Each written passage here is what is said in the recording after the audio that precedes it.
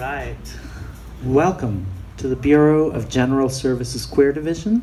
My name is Greg Newton. My partner is Donnie Jokum. We have Jason Houff working the bar as a volunteer. Thanks for coming out tonight. For those of you who are new to the Bureau, we're an all-volunteer organization, and the explanation for our crazy long name, Bureau of General Services Queer Division, is that we are a government agency for a government that doesn't exist yet. And the services we provide are a space for queer people to enjoy our literature and books and culture and zines and art.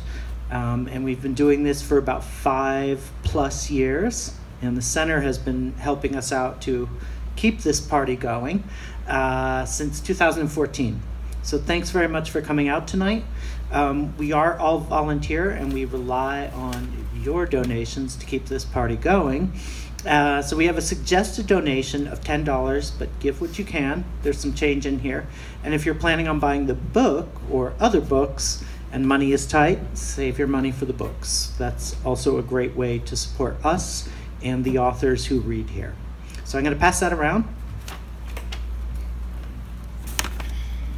And I also want to say that we have a mailing list. We send out emails every Monday letting you know about upcoming events. And we keep a pretty busy calendar here of all sorts of queer cultural events. So art-related, political, activism, poetry, films, you name it. So if you want to be on that, check with us at the register and we can sign you up for that. And now, it's my pleasure to introduce Chris Duquette, and we're going to get started with our reading. And I'm going to take my glasses off. Born in 1958, Northern California, uprooted to attend public school in upstate New York, remained in social exile until escaping to SUNY at Stony Brook, moved to Manhattan upon graduation, lived, advanced in the corporate world, and danced in clubs for 24 years until bottoming out. Became a man after a fresh start in Hudson Valley, trying to allow himself to do the next right thing, involved in a committed relationship with his longtime love of his life, Storm Orion Succinct. Orion. Please give it up for Chris Duquette. Thank you. I'm reading a chapter from my book about the long period of disco bug that bit me in 1976. If you read my book, basically, I start from the beginning of my life and what it was like being suppressed and how I acted out. But when I came to New York at 18, I was very quickly thrown into the fast lane. And I took this chapter that is in my book and fleshed it out so that when I do the reading tonight, basically I'm giving you a little bit more intro and a little bit more on the ending of it as opposed to what you're going to be reading in the book. The Gaiety Burlesque Theater. I don't remember much about my first week attending Stony Brook University other than the enormous size of the classrooms referred to as lecture halls, holding as many as 500 students per lesson. The supersized freshman student body was hoarded into introductory classes to various schools of study, each coded as 101. I don't remember much about dorm life other than the lack of privacy, as the doors to the suites in the adjoining dorm rooms were always open, with a fluid mix of presumably Stony Brook co-eds with tuition-free party seekers referred to as the townies, all streaming in and out of anyone and everyone's personal living space as if it were a commune, along with music and herbal smoke emanating throughout the unsupervised student residence. It was 1976, September. I was 18 years old, 3 months after high school graduation, glad to be out of my parents' home and thrilled that I had been admitted to my first college pick, not for its academic credentials, but because Stony Brook was known as a party school, the Berkeley of the East.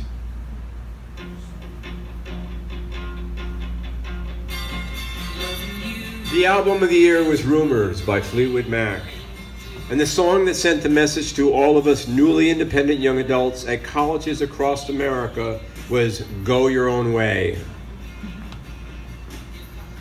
1 week before classes started, my estranged parents hastily dropped me off at my new habitat for advanced learning, and more importantly, freedom from the constant scrutiny of living under what they always referred to as their roof. But once I settled into my new dorm, I was more anxious to escape Stony Brook's freshman orientation activities for Times Square to satisfy my suppressed desire to study a lurid display of erect male penises, something I considered part of my advanced education.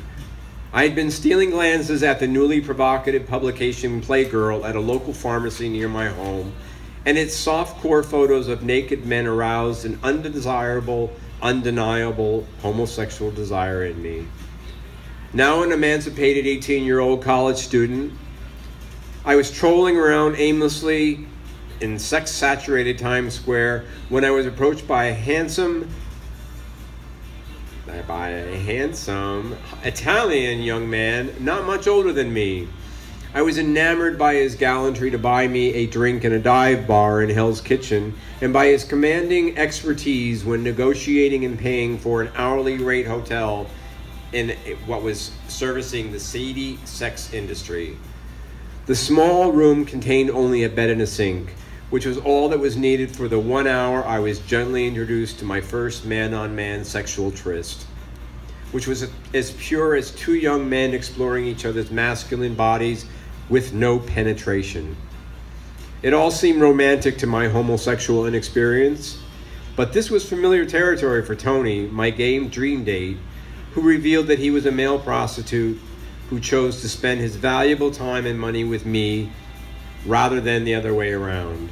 In retrospect, it was a quick, sordid trick, but at that poignant moment of my life, I felt like a liberated young gay man smitten by a handsome professional male prostitute. I arranged to meet Tony in Pennsylvania Station the next Saturday afternoon for a second date. I dressed in jeans, a blue Cambry shirt, and rainbow elastic suspenders that I had bought at a New Paltz hippie Army-Navy clothing store. I don't know when the rainbow pattern was established by the gay community as representative of the diversity of gay culture. To me, the rainbow suspenders represented a cool 70s vibe when I bought them to wear at Stony Brook University and on my second date with Tony in New York City.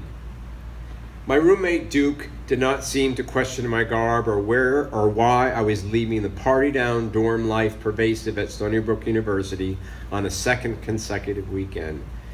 We respected each other's unspoken privacy. He probably enjoyed having the dorm room to himself as I escaped to New York City.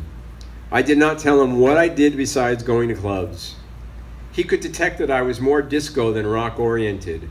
I took a knapsack with some school books to fulfill my academic duties on the train. I needed to graduate, not drop out and return home a failure to my misunderstanding parents.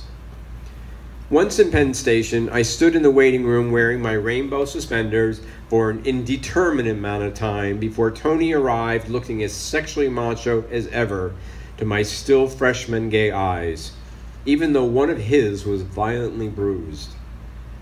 No explanation was offered for Tony for his tardiness or his black eye, which I felt too timid to ask about.